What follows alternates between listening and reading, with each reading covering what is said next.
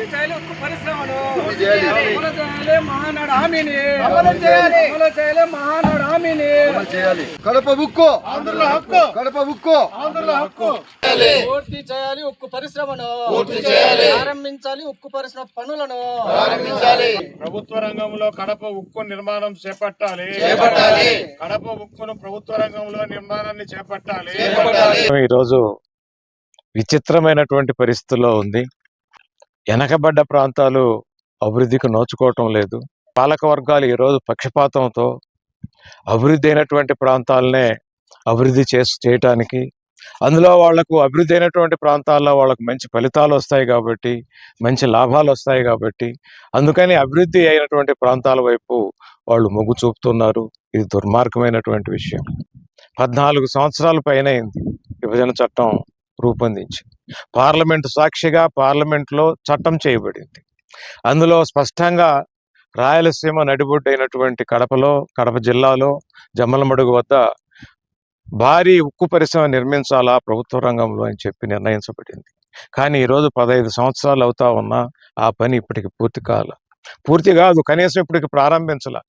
ప్రభుత్వాలు మాత్రం చెప్తా ఉన్నాయి ప్రైవేట్ రంగంలో నిర్మిస్తామని చెప్పి. మాకు కావాల్సింది ప్రభుత్వ రంగంలో స్టీల్ ప్లాంటు, అందున శైల ఆధ్వర్యంలో నిర్మించాలా అని చెప్పి మేము డిమాండ్ చేస్తున్నాం. చట్టాన్ని, పార్లమెంట్ను గౌరవించాలా అని చెప్పి నేను రాష్ట్ర ప్రభుత్వానికి విజ్ఞప్తి చేస్తా ఉన్నా. కేంద్రంలోనూ రాష్ట్రంలోనూ 2 చోట్ల మీరే కూటమి ప్రభుత్వం ఉంది. మరి కూటమి ప్రభుత్వం చేయాల్సినటువంటి పని ప్రైవేట్ రంగంలో కాదు. ప్రైవేట్ రంగంలో కానీ నిర్మిస్తే ఈ రాష్ట్రానికి తీవ్రమైనటువంటి అన్యాయం జరుగుద్ది, ఈ ప్రాంత ప్రజలకు తీవ్రమైనటువంటి అన్యాయం జరుగుద్ది. ఎందుకంటే ప్రైవేట్ రంగంలో నిర్మిస్తే రిజర్వేషన్లు అమలు జరగకపోతే ఎస్సీ, ఎస్టీ, బీసీ, ఈబీసీలకు తీవ్రమైనటువంటి అన్యాయం జరుగుద్ది. వాళ్ళకు ఉద్యోగాలు రావు.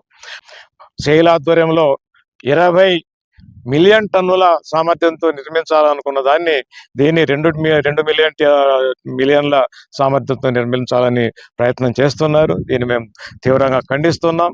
అందులో ప్రభుత్వ రంగంలో స్టీల్ ప్లాంట్ నిర్మిస్తే అనేక యాక్సిలరీ యూనిట్స్ వస్తాయి. 1,00,000 మందికి పైగా ఉద్యోగాలు ప్రత్యక్షంగా పరోక్షంగా వస్తాయి. సుమారుగా 20 లక్షల మందికి అది ఉపాధి లభించినట్టు. అంటే ప్రతి 1,00,000 కుటుంబాలకు ప్రతి ఒక్కరికి ఉద్యోగ అవకాశం దొరుకుతుంది. అందుకని మేము డిమాండ్ చేస్తా ఉన్నాం, మీరు తప్పనిసరిగా ప్రభుత్వ రంగంలో నిర్మించడానికి చర్యలు తీసుకోవాలా. అట్లా తీసుకోకపోతే మేము ఉద్యమాలను తీవ్రతరం చేస్తాం. అందుకని ఎనకపండి ప్రాంతాల అభివృద్ధి వేదిక ఆధ్వర్యంలో ఈ నెల 24వ తేదీన మేము తిరుపతి మహాపట్నంలో పెద్ద సదస్సు జరుపుతా ఉన్నాం.